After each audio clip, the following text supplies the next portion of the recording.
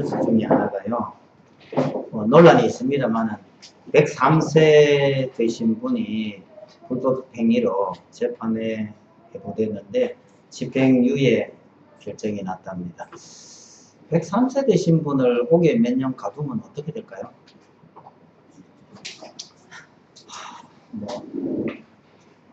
가다봐야 별 실효가 없겠죠. 이분이 사실은요, 우리나라에서 아주 유명한 분입니다. 김영삼 대통령도 치료했다고 그러고, 노 대통령하고도 좀 관련이 있나 그런 것 같은데요. 우리나라에 수많은 사람이 침과 뜸을 이분한테 맞고 치료를 받았다 그러고, 정확한 과정은 잘 모르겠습니다만, 국민훈장도 받았고, 대통령 표창도 받았던, 우리나라의 화타라고 불렸던 사람. 아마 침이나 뜸에 이게 대단한 그 능력을 가지셨던 분인 것 같아요. 그런데 정확한 내용은 제가 잘 모르겠습니다만 실력은 있는데 이 자격증에 문제가 있는 것 같습니다.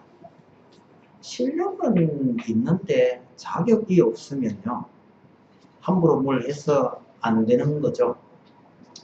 운전 잘하는 사람이 어떻게 되게 잘못해가지고 운전 취소가 돼버리면 운전 실력은 그대로 있습니다. 그런데 면허증이 없어요.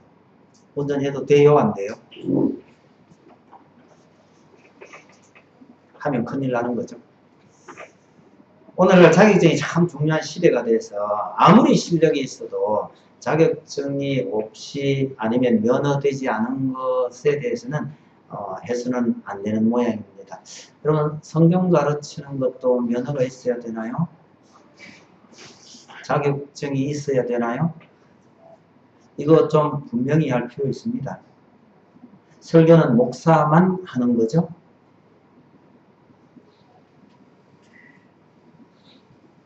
한때 이거 우리나라에서 시끄러웠어요. 그래도 안 하시면 안 되는데. 성경 가르치는 거 면허 있어야 돼요? 없어도 돼요? 없어도 돼요. 강큰 교인들이 많아가지고. 하도 면허 없이 안 된다고 우기니까 제가 우스개로요. 포항대형교회를 떠날 때 내 면허 따가올게 이러고 갔단 말이에요. 저 고등부 아이들 데리고 정말 열심히요 가르치고 그러고 있을 때에 새로 오신 담임 목사님께서 어떻게든지 저걸 못하게 하려고 온갖 수단 방법을 다 쓴 거죠. 심한 경우에는요, 고등부 교사가 저 혼자 남고 전원이 잘렸습니다. 저 혼자 남았는데 저까지는 못 잘랐던 것 같아요. 저 혼자 남았어요. 새로 교사 모집 다 해가지고 고등부를 다시 재건했습니다. 근데 결국은 몇 년을 버티다가 담임 목사님하고 너무 그러는 것도 잘하는 건 아니겠다 싶어서 그런데 자격증 따고 올게 이러고 떠났죠. 자격증을 따놓고 나니까요, 그 다음 늦게 따긴 했지만 그 다음부터는요 마음 놓고 일을 저질러도 괜찮으니까 참 좋더라고요. 근데 여러분 분명히 말씀드린다면요, 말씀을 가르치고 성경 가르치는 거는 이 자격증의 문제가 아니에요. 집에서 얼마든지 하셔요. 축도는 목사만 합니까? 교회는 그렇게 돼 있어요. 그럼 교회 아니면 집에서는요? 자녀들 얼마든지 축도 하셔요. 남 볼 때만 하지 말고. 자격증이 참 그 중요한 시대가 됐지만 우리가 좀 생각해 볼 것 중에는요, 교회 질서를 위해서 아니면 하도 이상한 목사도 많고 이상한 그 성경 가르치는 사람도 많으니까 이게 좀 문제가 되긴 됐던 모양입니다. 중요한 거는 제일 좋은 답은 이거예요. 지난주 말씀드렸던 에베소 교인들처럼요, 설교는 누가 와서 해도 괜찮습니다. 근데 교인들이요 딱 듣고 저건 진리요 저건 진리가 아니요 이걸 분간을 해내버렸단 말이죠. 그러면 제대로 진리를 전하지 않는 사람은 그 다음번 여기 설 수가 없어지는 거예요. 교인들이 그걸 완벽하게 판별할 수 있다면 이것이 가장 아름다운 일입니다. 그런데 오늘날 한국교회에서는요, 교인들이 이걸 명확하게 분간을 잘 못해내는 경우가 많아요. 그럴 때 필요한 것이 뭐냐면 자격증을 확인하는 거죠. 진짜 목사 맞나 안 맞나 이거요. 그 다음에 어느 교단의 목사인가를 확인하는 것. 그 다음에 저 목사님이 어느 신학교를 나왔는지 이런 걸 확인하는 것이 아주 필요할 때가 많이 있긴 합니다. 근데 그거 어떻게 확인하죠? 어느 교단이는지는 대충 물어보면 되는데 이 교단도 헷갈릴 때가 있거든요. 또 목사님 어느 신학교 나오셨어요? 이거 물어봐도 돼요? 물어봐도 됩니다. 그런데 이게 묻기가 좀 껄끄럽기도 하려니와 또 사이비 같은 경우는요. 또 압니까? 거짓말을 하는지 쉽지가 않아요. 그러니 제일 좋은 방법은요. 그 메시지를 듣고 이게 맞다 틀린다를 분간할 수 있는 우리가 실력을 갖추는 것이 제일 쉽습니다. 통합교단이 이런 문제에 있어서 좋은 결과를 얻었는데요. 일찍이 통합교단은 교단 마크를 만들었었습니다. 그래서 혹시 이사를 가거나 타 지역에 갔을 때 저 교회를 가도 될까 안 될까를 뭘 보고 결정했는가 하니까 교회 이름 앞에 교단 마크가 있으면요. 우리 같은 교단이네. 그리고 안심하고 가게 됐으니까 아주 좋은 결과가 있었죠. 그리고 우리 교단도 교단 마크 만들었는데 어떻게 생겼는지 혹 아세요? 우리 별로 그런데 큰 흥미가 없는지도 모릅니다. 얕은 있습니다. 제가 저쪽에 어디 운동하러 가다가 하니까 상가 건물에 교회가 하나 있는데 여기 왜 교회가 있어? 하다 보니까 세상에 교단 마크가 딱 붙어 있잖아요. 우리 교단 교회네. 저 많이 놀랐습니다. 그래서 저때 우리 강 목사님한테 저희 하니까 교회 하나 있던데 그랬더니 그거요 성문로 교회가 개척한 교회인데요. 자기들 마음대로 이름 바꿔버려가지고 우리하고 관계가 끊어졌어요. 이러더라고요. 여튼 오늘날은 어쨌든 이 실력보다는 자격증이 참 중요한 시대가 돼버리니 여기도 부작용이 따라오는 거예요. 실력은 뒷전이고 자격증에만 관심이 많으면 이것도 어떻게 될까요? 여러분 물건을 보고 좋은 물건인지 안 좋은 물건인지 구별할 줄 아는 눈이 있으면요. 별 문제가 없어요. 그런데 그럴 눈이 없으면 그 다음 어떻게 하죠? 돈을 많이 주면 되죠? 그랬더니 사기꾼들이 뭐라 하는지 아세요? 가짜 물건에다가요. 값을 비싸게 매겨버려요. 1,000원만 해도 될 건데 1,000원 매겨놓으니까 전부 가짜다고 안 사가길래 10,000원 붙여놓으니까 잘 팔리더래요. 그럼 물건을 볼 눈이 없으면 당할 수밖에 없는 건데 오늘날 우리 성도들도 말씀을 듣고 판별할 능력이 없이 그냥 자격증만 중요하다 이렇게 되면 여러분 홍수에 먹을 물이 없는 것처럼 바다에서 그것도 물이라고 잘못 먹으면 죽을 수밖에 없는 것처럼 이런 현상이 벌어질 수 있다고 말하는 겁니다. 여러분 오래전 오늘 본문에서 이 아모스가 무서운 선포를 하는데 거기에 뭐가 들어있는 거니까 말씀의 기갈이 온다라고 선포를 하고 있는 겁니다. 왜 그런 일이 벌어지는지 또 말씀의 기갈이라는 것이 얼마나 무서운 일인지를 한번 살펴보려고 합니다. 1, 2, 3절은 심판 선언입니다. 우리가 흔히 하는 말로 하면요. 이제 끝이야! 이 말입니다. 여러분 재판정에서 우리나라 재판정에서도요. 마지막 순간에 재판관이 선고를 하면 그 순간이 얼마나 무섭고 두려운 일입니까? 막상 그 대상이 돼서 그걸 듣고 있는 사람은요. 그 순간이 얼마나 참 무섭고 두렵겠습니까? 이 1, 2, 3절이 하나님의 선고인데 한번 읽어보세요. 여러분. 두려운 마음. 1절 보세요. 주 여호와께서 내게 이와 같이 보이셨느니라 보라 여름과일 한광들이니라. 이게 심판 선언이고요. 이 말의 의미는 이제 끝이야 이런 말이거든요. 그런데 아무 말 없이 여름 과일 광주리 하나를 쓱 보내주는데 그럼 이게 굉장히 유머러스한 겁니다. 하나님께서 심판을 선고하시면 무시무시해야 될 터인데 무섭지가 않고 이게 솔직히 우습단 말이에요.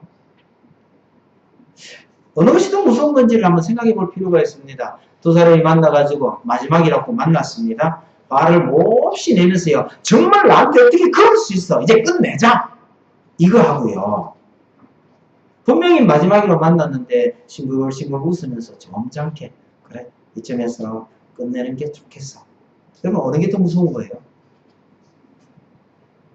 화를 내고 분노한 상태에서 끝내자 하는 건요, 사실은요, 돌이킬 가능성이 있는 거예요. 그런데 화도 안 내고 분노도 표시하지 않은 채요, 웃으면서 끝냅시다. 이거는 더 이상의 희망이 없다는 뜻입니다. 더 무서운 겁니다. 여름 과일을 보여줬는데 이게 왜 심판이냐 그러니까 해석을 2절이 해줍니다.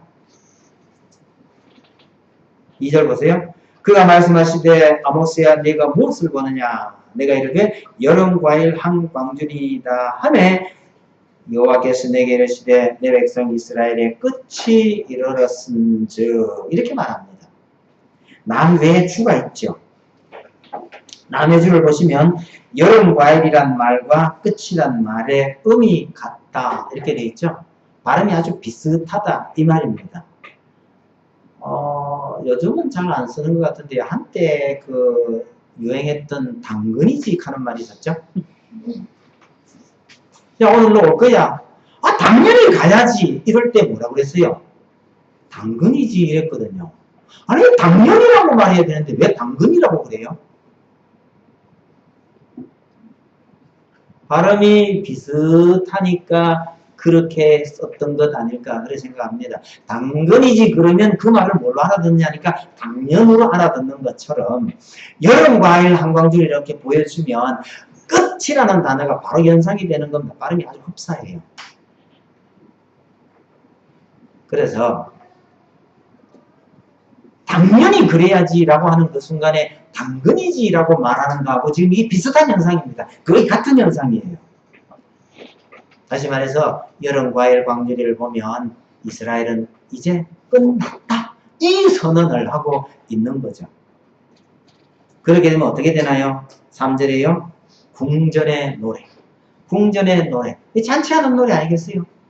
이 궁궐의 노래가 애곡으로 변한다. 애곡은요 초상집에서 나는 소리입니다. 다시 말하면 그 좋다고 궁궐에서 잔치하고 노래 부르고 그랬는데 거기에 엄청난 사람이 죽을 것이라 라는 이야기를 하는 거죠. 시체를 갖다 버립니다. 어떻게 해요? 3절 뒤에 보니까 잠잠히 내어버리리라 라고 말합니다. 시체를 갖다 버리는데 왜 잠잠히 갖다 버려요? 울며 불며 난리를 치면서 갖다 묻어야 되는 거 아니겠어요? 그런데 잠잠히 갖다 내버린대요. 여러분 사람이 죽는 것도요 처음에 한두 사람이 죽으면 슬프고 신경이 쓰이지만 그게 일상사가 돼버리면요 하도 많이 죽게 되면 신경이 무뎌져서 이제 눈물도 안 나요. 울 기력도 없어요. 그냥 여기 잠잠히 내다버린다라는 것은 하나님의 심판날이 마지막 날이 임하면 그렇게 많은 사람들이 죽어 나갈 것이라는 이야기입니다. 4절에서 6절은 심판의 이유를 말합니다. 왜 이들이 그런 심판을 받아야 하느냐? 5절을 먼저 봅시다. 너희가 이르기를 월삭이 언제 지나서 우리가 곡식을 팔며 안식일이 언제 지나서 우리가 밀을 내게 할꼬 이러고 있는 거예요. 어느 놈이 안식일을 만들고 어느 놈이 월삭을 만들어가지고 말이야 장사 못 해먹겠다 이런 얘기죠. 하나님 때문에 장사도 제대로 못 해먹겠다 그런 얘기입니다. 여러분 사람이 돈에 얼마나 밝은지요. 우리말에 이런 말이 있어요. 돈 내기는 사람 죽을까봐 겁나고 일당을 주면 장성될까 겁난다 뭐 이런 말이 있어요. 돈 내기가 뭡니까? 행한 일에 만큼 돈을 주겠다 이러면요 추월동살동 일한다는 거죠. 그러니까 죽을까 겁나고 그 다음 일당을 준다면요 이건 시간만 지나면 돈 주는 거예요. 시간만 돈 주면 일하니까 열심히 안 하는 거죠. 그러니까 장성될까 겁난다? 사람이 돈에 대해서 얼마나 애착을 가지고 있는가를 잘 보여주는 말인데 여러분 날마다 돈이 착착 굴러 들어오고 있는데 오늘 주일이니까 쉽시다. 이게 쉽냐는 거예요. 안 쉽습니다. 다른 분들은 별로 실감이 안 날 테고 저게 장사하시는 장기사님이 뭐 이런 유혹 받을 때가 좀 있죠. 제 생각에는 없을 것 같아요. 의의 끝이니까 그죠? 너무나 당연하니까. 하루에 들어오는 수입이 얼마인데 하는 걸 다 계산해 보면 주일 쉬기가 참 쉽지 않은데 이스라엘 뭐라고 그러냐? 어느 놈이 안식일을 만들어가지고 오늘 장사 못하고 빨리 안 지나가나 이런다는 거예요. 여러분 주일을 무시하고 열심히 일을 하면 그만큼 돈을 더 버는 것은 사실입니다만은요, 그걸 제대로 누리지 못할 가능성이 참 높아요. 그래서 우리 그리스도인들은 경우에 따라서는 기대치를 조금은 낮출 필요가 있습니다. 쉴 때 쉬지 아니하고 그렇게 돈에 매달리면 돈의 노예가 될 수도 있다는 사실을 기억할 필요가 있는 거죠. 혹시나 싶어서 오늘 두 분을 염두에 두고 말씀드린다. 마지막 두 분 다 안 오셨는데요. 교대 근무자예요. 여기에 해당되는 말이 아닙니다. 교대 근무라는 것은 오늘날 우리 사회가 이런 구조가 되면서 나의 의사와 관계없이 근무를 나가야 하는 경우하고는 얘기가 좀 다른 경우입니다. 교회 가도 되는데 굳이 내가 오늘 일하면 일당을 얼마를 더 주니까 내일 할게 하고 나가는 경우라면 여기에 해당이 된다를 생각할 필요가 있죠. 주일날 마음은 여기 와 있는데 직장에서 근무해야 되는 분의 그 마음이 얼마나 아프고 힘들까 하는 것은 저도 잘 압니다. 오늘 이 본문이 그런 분을 말하는 게 아닙니다. 오늘 뒤편도 봅시다. 에바를 작게 하고 세겔을 크게 하여 거짓 저울로 속이며 그러죠. 에바는 대를 말하고 세겔은 저울 축을 말하는 겁니다. 옛날부터 우리는 장사하는 사람들이 대를 속이고 저울 무게를 속였잖아요. 대를 어떻게 속입니까? 고전적인 수법은요, 대의 바닥을 높여요. 크기를 속이면 금방 눈에 들통이 나잖아요. 바닥을 볼록하게 해가 속이죠. 제가 여자 화장품 어쩌다가 하나 실수로 깼는데요. 깨어진 여자 화장품 병을 보고 얼마나 놀란지 몰라요. 병은 큼지막한데요. 안은 굉장히 좁아요. 안에 뭐 유리가 얼마나 두껍던지 몰라. 바닥도 세상에 이렇게 두꺼워가지고요. 부분해 보이지만 안에 든 건 얼마 안 돼요. 이런 것도 속이는 건가? 우리나라에 그 재밌는 말 있죠. 질소를 샀더니 과자를 더 물어주더라. 봉지는 큼지막한데 안에 그것도 저건 질소 가스가 들어가 있지 과자는 얼마 안 되더라. 그래 오죽하면요 이 질소 봉지를 속이 좀 뭐가 뒷북 칭칭 감아가 한강을 건너겠다고 어느 녀석이 용감하게 건넌 놈도 있었던 거예요. 여러분 장사하는 사람들이 어떻게든지 이걸 속이려고 하는 경향이 분명히 있지만 이거는 반드시 고쳐야 할 악행인데 오늘날 한국 사회만 그런 게 아니고 그 옛날 아모스 시대에 이런 일이 다 있었다는 것은 옛날 사람이나 지금 사람이나 별반 다르지 않다는 생각이 들어요. 우리 사회도 얼마나 믿을 수 없으면요. 기름 앞에 참자 붙입니다. 참기름. 참기름도 간자가 많으니까 그 앞에 한자 더 붙어요. 진짜 참기름. 그것도 못 믿으니까 순 진짜 참기름이죠. 하나 더 붙어요. 정말 순 진짜 참기름. 그 앞에 또 하나 붙입니다. 100% 정말 순 진짜 참기름. 이게 우리 사회가 거짓말을 얼마나 많이 하고 있느냐는 걸 참 잘 보여주는 얘기죠. 돈에만 욕심이 있는 것 아닙니다. 이렇게 돈이 욕심이 있으면 6절 보세요. 은으로 힘없는 자를 사며 신 한 켤레로 가난한 자를 사며 찌꺼기 밀을 팔자 하는도다. 못 먹는 걸 어떻게든지 팔아가지고 돈을 벌어들이려고 하는데 궁핍한 자, 가난한 자를 그냥 몇 푼 안 되는 돈으로 집어 삼킨다. 이것이 하나님께서 보시기에 너무너무 악한 일들이라 그런 얘기입니다. 오늘 우리 사회의 현상과 비교해보세요. 비슷하잖아요. 돈 주고 사람 때립니다. 돈으로 사람을 죽입니다. 우리나라에서 제일 비싼 매 한 대 얼마예요? 야구 방망이 한 대로? 1000만 원요? 1000만 원 같으면 한 대쯤 맞아도 될까요? 여러분 작은 돈으로 안 되는 일은 큰 돈으로도 안 돼야 되는데 여러분 작은 돈으로 안 되는 일이 돈이 너무너무 커지니까 이게 되는 걸로 둔갑을 하는 거예요. 이게 돈이 더 많은 세상인데 하나님께서 보시기에 정말 끔찍한 세상입니다. 여러분 이스라엘이 왜 이렇게 돈 때문에 돈 문제 때문에 이렇게 됐느냐. 우리가 아는 대로 다윗과 솔로몬의 영광은 그리 오래 가지 않습니다. 솔로몬 사후에 나라가 둘로 쪼개지면서 이스라엘과 유다는 그들이 가지고 있었던 영광 다 잃어버립니다. 나라가 정말 쪼그러 들어갑니다만은 세월이 좀 흐른 후에 북이스라엘 여로보암 2세 때요 옛 지역을 다 회복합니다. 열왕기하 14장에 그 표현이 나와요. 그래서 어떤 의미에서 본다면 북이스라엘은 제2의 전성기를 맞이합니다. 아모스가 활동하던 시대가 바로 그들 시대예요. 잘 먹고 잘 살고 더 이상 외적의 침입도 두려워할 필요가 전혀 없는 그런 시대가 되어 있었습니다. 여러분 이런 시대 같으면 사람들이 다 잘 먹고 잘 살고 그럴까요? 나라가 부강해지고요. 아주 경제적으로 완벽해지면 모든 백성들이 다 잘 살게 될까요? 오늘날 우리 시대를 한번 보세요. 우리가 어릴 때 정말 어려웠어요. 너무너무 어려웠어요. 그에 비하면 오늘 우리 사회가 얼마나 풍성하고 여유로운 사회가 되어 있습니까마는 젊은이들에게 물어보세요. 그렇게 풍성하고 여유로운가요?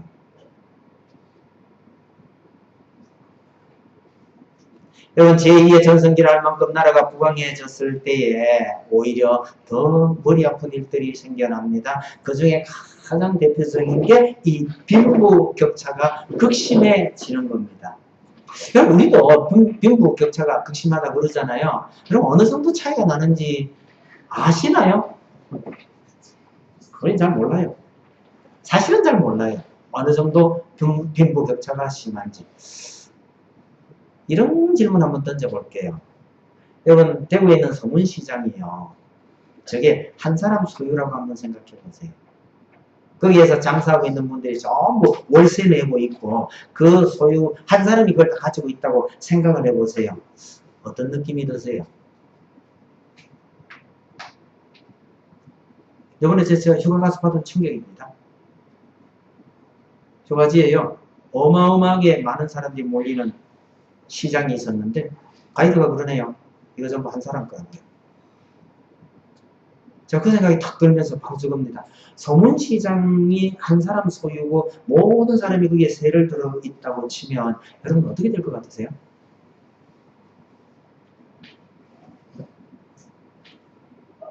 안 놀라우세요? 그런 거 많이 있어요.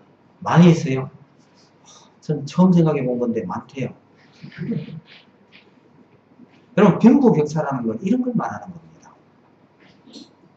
그러면 거기에서 장사하고 있는 분들은요. 자기가 돈을 열심히 모아가지고 거기 상점 주인이 될 가능성이 전혀 없는 거예요. 왜? 주인이 안 팔아요. 못 왔다본 데 팔아요. 아니 돈 많고 사고 싶거든 딴 데 가서 해. 딴 데 하면 갈 데가 없어요. 결국은 진짜 재산 많이 가진 사람 밑에서 그냥 종로로 타면서 살 수밖에 없는 그런 구조가 되어버린다는 거예요. 저는 아는 데가 별로 많지 않은데 박 기사님은 그런 데가 많다고 그러니까 나중에 또 물어보세요. 이게 어떻게 될 건가요? 얘도 참 잘 모르는 건데요. 여러분 삼성 부회장 이재용 씨가 상속세 얼마 냈는지 아세요? 아니 가전 재산이 도대체 얼마이기나 상상이나 되세요? 전 얘기 들어도 상상이 안 돼요. 상속세요 20몇 억 냈답니다. 20년 전에. 왜 20몇 억 냈을까요? 아버지가 물려준 재산이 단돈 60억이었대요. 60억을 단돈이라고 해? 단돈 60억에 상속세를 20몇 억 냈답니다. 그리고 남은 그 돈이요. 오늘날 이재용 씨 부에 미천이 된 거예요. 그러면 어떻게 불려가느냐는 얘기죠. 여러분 서문시장이 전부 한 사람 거라면 이 사람이 자기 아들들이나 후손들에게 이걸 어떻게 물려줄 수 있을까? 어려울 것 같아요. 이상한 동네는 그것도 물려주는 방법 연구해 내겠죠. 근데 이재용 씨가 그걸 물려받은 방식은 이랬답니다. 단돈 60억에서 세금을 정여세를 왕창 내고 나니까 얼마 안 되잖아요. 이걸 가지고 상장이 안 된 회사 주식을 싸게 엄청 싼 거예요. 별거 아닌 회사. 상장도 안 됐으니까 막 별거 아닌 회사라 여깁시다. 그런 회사의 주식을 왕창 사들인 다음에 아버지가 그 회사를 키우는 거예요. 그 회사의 가치를 10배, 100배로 키워버리는 거예요. 그러면 이 주식 값이요, 갑자기 100배, 1000배로 튀는 거예요. 그렇게 해서 상장시킨 회사가 가장 대표적인 게 S1, 그 다음에 에버랜드, 이런 거예요. 이 에버랜드가 옛날에는 그냥 놀이동산을 운영하는 작은 회사였잖아요. 이 회사가 지금 삼성 전체를 좌우하는 회사가 되어 있습니다. 주식을 미리 헐값에 싸들여 놓은 상태에서 이 회사를 이렇게 키워버리니까 이 주식값이요, 얕은 20년 만에 1000몇백 배 뛰었답니다. 재산이 늘었답니다. 재산을 그렇게 물려가는 거죠. 돈 있는 사람이 돈을 가지고 돈을 버는 그런 세상이 되어 있고, 그걸 대물림해 가고 있는 겁니다. 제가 이건 거기가 되니까 이건 너무너무 사소한 일이에요. 왜 오늘날은 가난한 사람들이 다 부잣집에 돈 갖다 주냔 말이에요. 여러분 안 그러고 있는 거예요?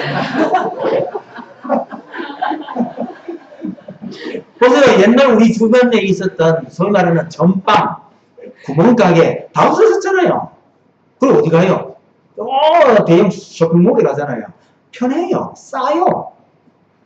아니 가난한 사람들이 편하고 싸다고 거기 가서 물건을 왕창 사오니까 이 돈은 결국 누구 손에 가느냐? 있는 사람 손에 들어가잖아요. 오늘날 사회가 이렇게 되어 가는데, 그렇게 돈 번 사람이, 돈을 많이 가진 사람이 정말 가난한 사람을 생각한다면 얼마나 감사할까요?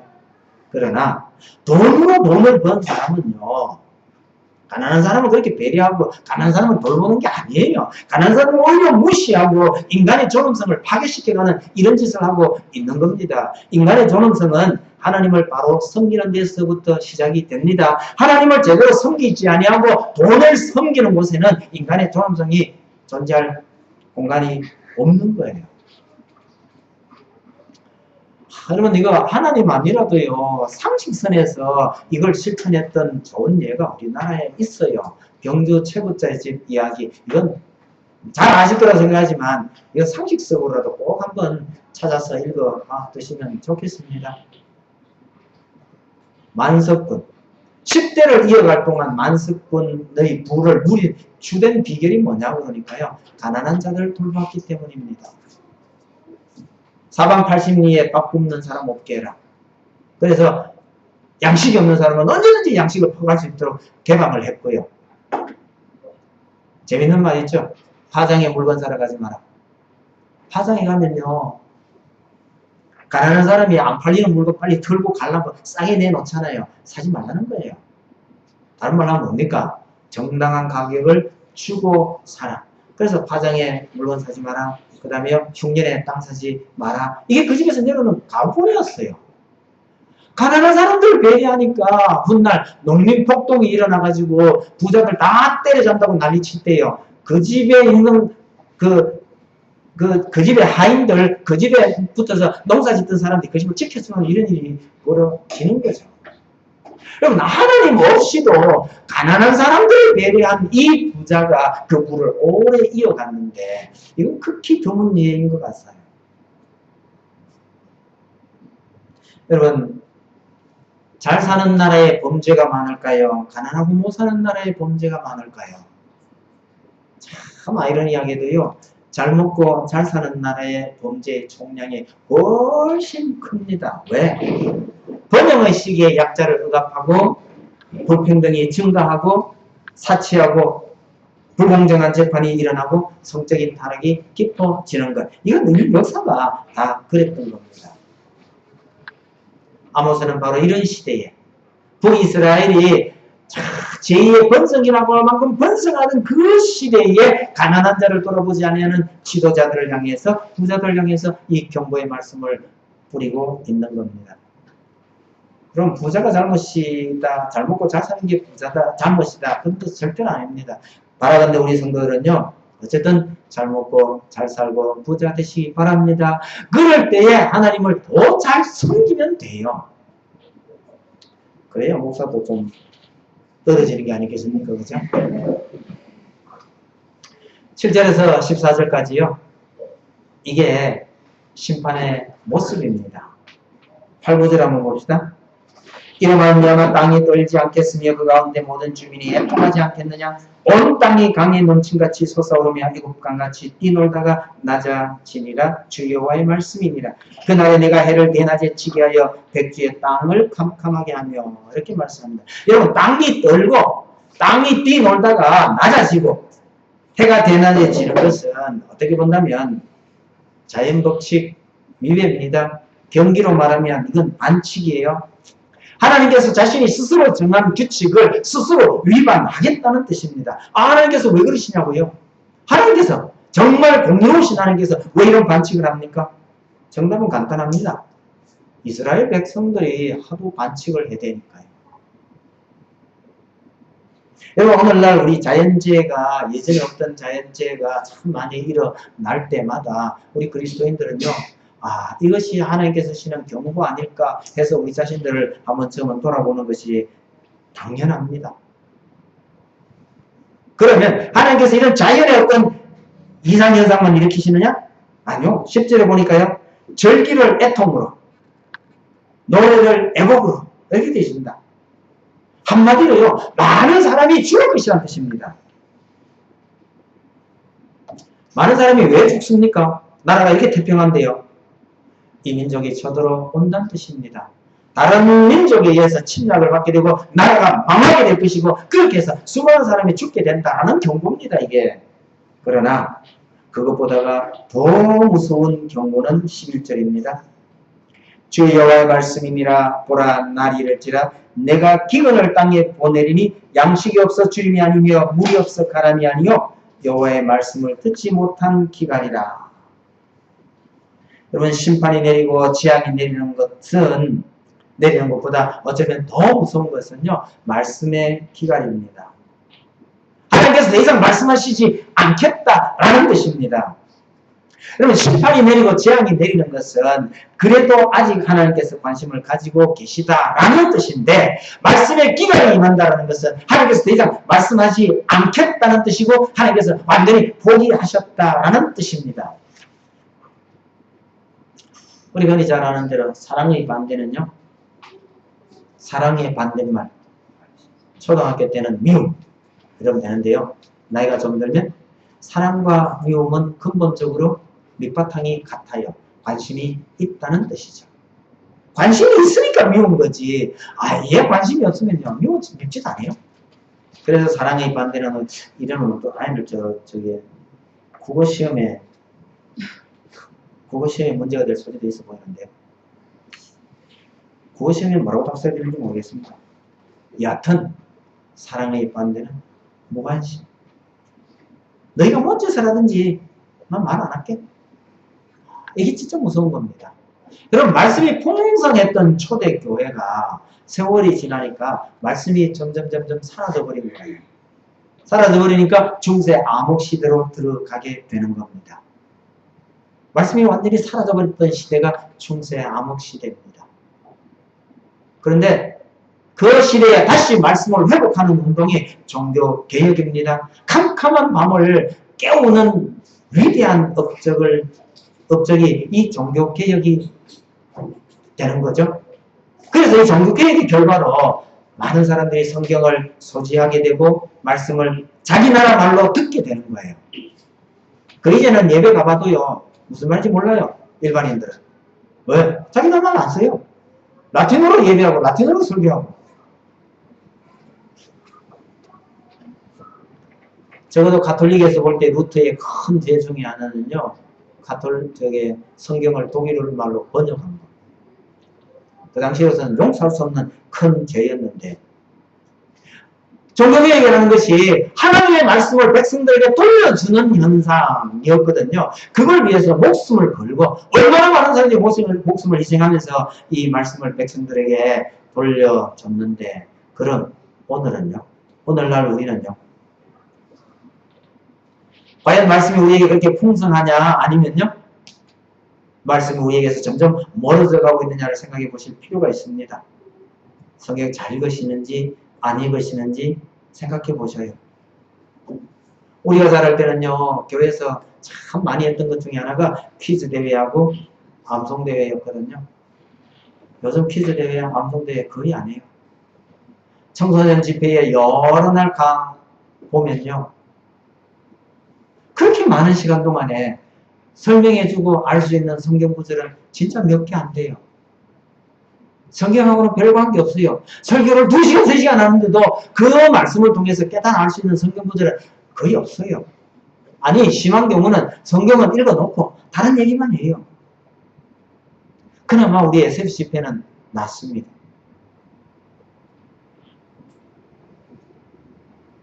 여러분, 사실은 그런 집회를 통해서 참 훌륭한 목사님들을 만나게 되는 것은 이런 효과이어야 돼요.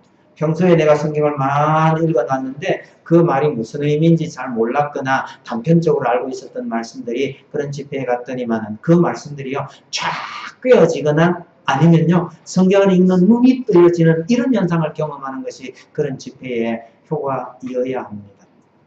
근데 뭐 쫙 꿰가지고 보석처럼 만들려고 하니까 뭐 든 게 있어야지요. 대학생 집회 가서 몇 번 질문을 하다가 제가 포기를 했습니다.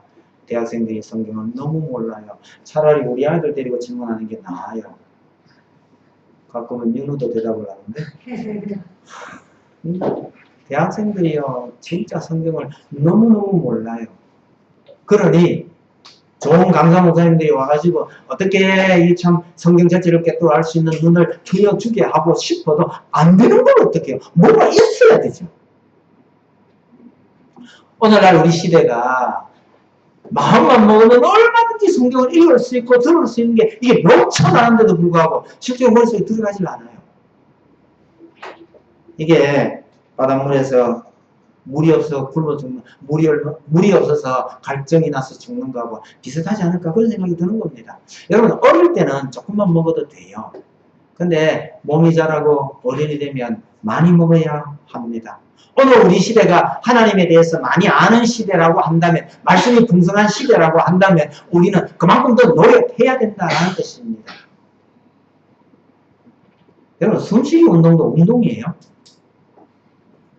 뭐 무슨 운동하냐고 물어보니까요. 예, 저 열심히 합니다. 숨쉬기 운동한대요. 여러분 그냥 숨쉬기 운동은 그게 운동이 아니에요. 그러나 그것도 잘 배워서 하는 요령을 익히면 운동이 된대요. 소위 말하는 단전호흡이나 뭐 이런 게 있다잖아요.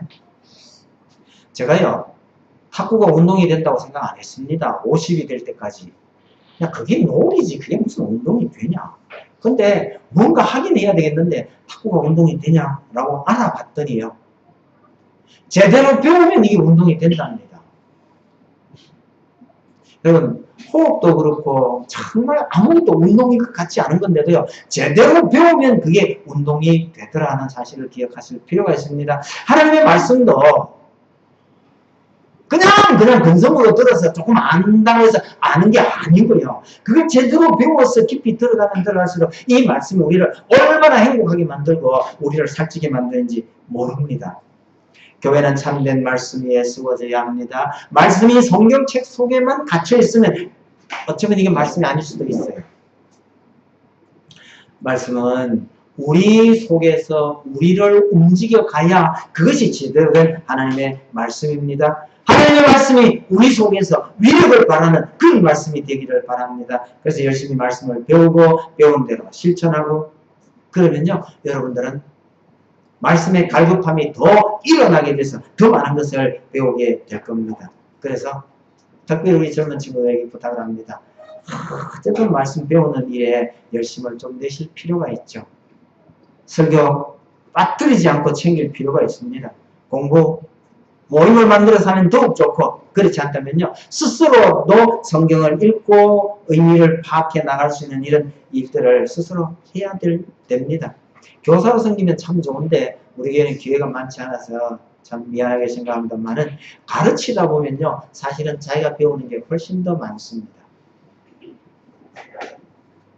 그래서 가르칠 기회가 있으면 어떻게든지 거기에 자신을 던질 필요가 좀 있죠. 12절 한번 봅시다. 사람이 이 바다에서 저 바다까지 북쪽에서 동쪽까지 비틀거리며 여호와의 말씀을 구하려고 돌아다니도 얻지 못하리니 라고 합니다. 여러분, 우리는 어쩌면요, 이 바다에서 저 바다까지 물을 찾아서 헤매고 돌아다니는데, 여기도 바다, 저기도 바다인데 물이 없어요. 어쩌면 오늘 우리 시대가 이 비슷할지도 모르겠습니다. 집에 앉아서요, 그냥 텔레비전 스위치만 돌려도 설교 다 들을 수 있습니다. 언젠가 지난달쯤 되는데요, 아침에 저 집사람 학교 태워다 주고 돌아오는 길에 방송을 어떻게 실수로 뭐 하나 건드렸더니 기독교 방송이 나왔나 봐요. 설교하는 목사님이 목소리가 좀 비슷해요. 이거랑 내 동기 목사하고 목소리가 굉장히 비슷하네. 그래서 조금 더 듣고 있었더니요, 아무리 들어도 그 친구 맞아요. 나중에 끝날 때 교회 소개를 하는데 보니까 맞아요. 저쪽에는 대현교회 부목사예요. 아니, 부목사 설교가 왜 방송에 나오지? 아, 맞다. 담임 목사님, 안식년 갔어요. 세상에 전화를 걸어가지고요. 야, 어떻게 해서 네 설교가 방송에 다 나오냐? 아, 형님, 그거 잘 못했는데, 그거 너무 듣고 그러지 마세요. 뭐 이런 거 있더라고요. 내보다 낫다, 야. 너는 방송에 설교도 다 나오고. 안 그래도 뭐라 그러고 앉았느냐 보니까, 안 그래도 요새 담임 목사님 없어가지고 제가 담임 목사 대기하고 있습니다. 이러고 있더라고요. 여러분, 우리가 마음만 먹으면요, 설교가 방송이고 얼마든지 들을 수 있지만, 그 속에서 진짜 생수를 찾아야 하는 수고가 필요한 겁니다. 방송국에서요, 정말 좋은 설교만 내보내겠죠? 네? 방송국에서 정말 설교 잘하는 목사님, 아니, 좋은 설교를 선별해서 내보내겠죠? 택도 없는 소리 하지 마세요. 어떤 목사님 설교가 나옵니까? 극단적으로 얘기했어요. 방송국에 돈 많이 내는 설교가 나옵니다. 그리 하시면 거의 틀림이 없다고 보셔야 되겠죠. 여러분, 듣기 좋고 그럴싸하면 좋은 설교입니까? 마시면 바닷물은요, 마시면 마실수록 갈증이 더 심해집니다. 아무거나 잘못 먹으면요, 건강은 어디 가고 비만만 옵니다. 중요한 것은 말씀이 제대로 된 말씀인지 아닌지를 분간내릴 수 있는 능력, 이게 참 중요하다는 뜻입니다. 12절 본문에 또 참 특이한 것 중에 하나가요, 이 사람이 비틀거리면서 물을 찾아 헤맵니다. 어디에서 어디로? 북쪽에서 동쪽으로. 그럼 이게 이상하지 않으세요? 비틀거리고 헤매면 북쪽에서 어디로 가야 되죠? 남쪽으로 가야죠. 근데 북쪽에서 동쪽으로 비틀거리며 간다, 이런 표현 없어요. 여러분, 북쪽에서 남쪽으로 헤매고 가면 그래도 아직 정신이 남아있는 겁니다. 그런데 헤매고 가면서 물을 찾아 헤맨다면서 북쪽에서 동쪽으로 갔다는 이 정신마저 없다는 뜻이에요. 북쪽에서 동쪽으로 가는 말은 성립이 안 됩니다. 원래 서쪽에서 동쪽으로 가는 건 말이 맞아요. 근데 방향조차 지금 가늠이 안 될 정도로 정신이 없다는 뜻입니다.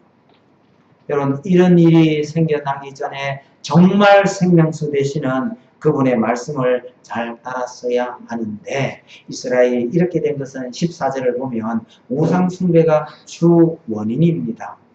하나님을 진실한 마음으로 섬기지 않았기 때문에 이런 결과가 옵니다. 그래서 말씀의 기갈이라는 것은 하나님의 말씀도 사라지고 선지자도 사라져버린 시대입니다. 그러면 자연스럽게 나라가 망하고 사람들은 죽든지 포로로 잡혀가든지 합니다. 여러분, 실제로요, 여로보암 2세가 죽고 난 뒤에 30년 만에 쿠데타가 4번 일어납니다. 30년 만에 쿠데타가 4번 일어났으니까 이 나라가 엉망진창이 되는 거 아니겠어요? 그리고 30년 만에 이스라엘은 망합니다. 아모스가 경고했던 이 날이요, 그렇게 번성했던 전성시대라고 불리던 그 나라가 망해가는데 30년 채 안 걸렸습니다. 말씀 맺겠습니다.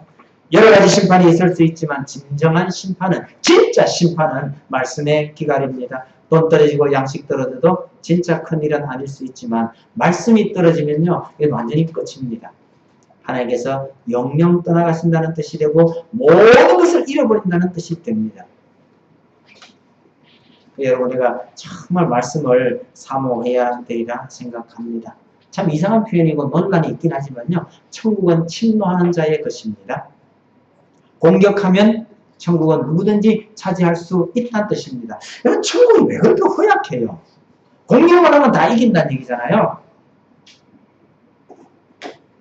천국이 허약하다는 뜻이 아니라 열심히 애쓰는 자에게 하나님께서 천국을 너무나 쉽게 주시겠다는 의미입니다. 하나님의 말씀을 더 깊이 깨닫고 나의 것으로 삼기 위해서 정말 더 애쓰고 노력해야 할 것입니다. 이것이 하나님을 더 사랑하는 방법이고 하나님과 친하게 지내는 방법입니다. 또 물을까요? 여러분, 하나님하고 친하세요? 네. 한 분밖에 안 계시네. 친하게 지내세요. 두렵고 떨리는 하나님이 아니라 여러분 삶 속에서 나와 함께 동행하시고 나에게 말씀하시고 그런 정말 친한 하나님이 되시길 바랍니다. 그래야 에베소 교인들처럼요. 누가 무슨 소리를 해도 진리냐 비진리냐를 분간할 수 있는 그런 성도가 되는 거예요. 제가 전에 한번 얘기를 했잖아요. 포항에 저하고 열심히 공부하던 이제 목사님 됐습니다만 이번에 어느 날 그래요. 목사님 우리 동네에 저 이단들이 하도 설쳐서 다 쫓아버렸어요. 제가 그랬어요. 쫓아내지 말고 들어오라 그래. 들어오라 그래가지고 그 얘기 한번 들어봐. 진짜 들어봤답니다. 한참 듣고 있다가요. 스톱. 그 구절은 그게 그런 뜻이 아니고 이런 뜻입니다. 제대로 알고 하세요. 또 해보세요. 이거 몇 번 하니까 그냥 받으래요. 안 올까요? 또 올까요? 또 와요. 한 사람 더 데리고. 고수를 데려왔겠죠? 또 들었대요. 듣다가요. 그건 그런 뜻이 아니고요. 본문 보세요. 본문에 하면 이거 이런 뜻이잖아요. 또 몇 번 했더니 가더래요. 그리고 다시는 안 오더래요. 흉내 내실 수 있겠거든 내세요. 제가 그분한테요. 그분 때문에 효자제일교회에서 제가 할 게 없어요. 왜? 하도 따라다니니까 이번에 뭐 하고 가면 그 본사 눈치를 봐야 돼. 했잖아. 이거 했잖아. 할 게 없어. 제가 어쩌면요. 이제 따라다니지 말고 독립하세요. 독립해서 지점을 내든지. 그래가 완전한 지점은 못 차렸지만 지금 포항에서요. 반쯤 지점 하나 차리는 노력하고 있습니다. 우리 인생이 만족을 누리고 기쁨을 누리기가 정말 어렵습니다만은 우리가 어떤 처지에 있든지 진정한 만족은 하나님의 말씀 위에서만 가능하다는 것을 전제로 하고 이 말씀 농산교회를 세운 여러분들이 더 말씀에 열심을 품게 되기를 바랍니다. 찬송드립시다.